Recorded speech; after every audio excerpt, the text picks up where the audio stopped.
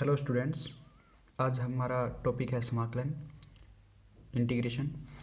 तो समाकलन होता क्या है, इसको हम प्रति अवकलज भी बोलते हैं। तो प्रति अवकलज का एंटी डेरिवेटिव इंग्लिश में नेम है भी। और एंटी डेरिवेटिव का मीनिंग क्या होगा कि जो अवकलन हमारे पास हैं उनका हम प्रतिलोम कर देते हैं, यानी उल्टा कर देते हैं, और उस फॉर्म को हम प्रति अवकलज बोलते हैं।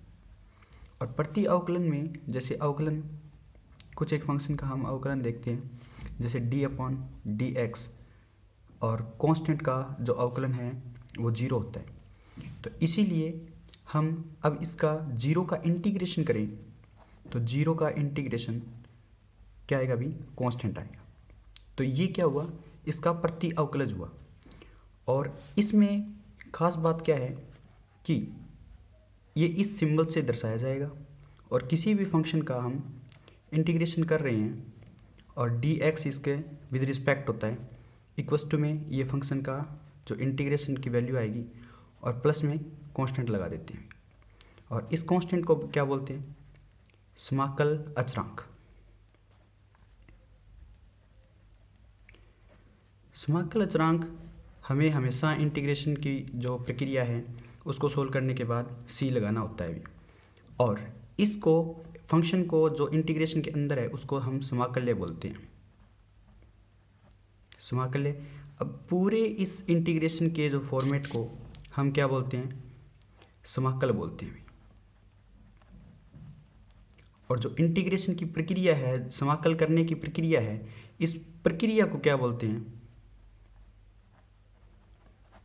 समाकलन बोलते हैं।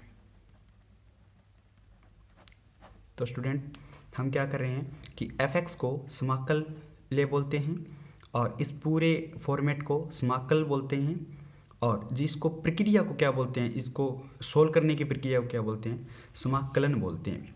जैसे हम प्रति अवकलज का रूप ले रहे हैं समाकलन को, तो d/dx और कांस्टेंट का हम इंटीग्रेशन करें विद रिस्पेक्ट टू x, तो वो वैल्यू डेरिवेटिव से इंटीग्रेशन कट जाता है भी, क्योंकि अवकलन से प्रति अवकलन कट जाएगा, तो वैल्यू किसकी आएगी भी, c की आएगी।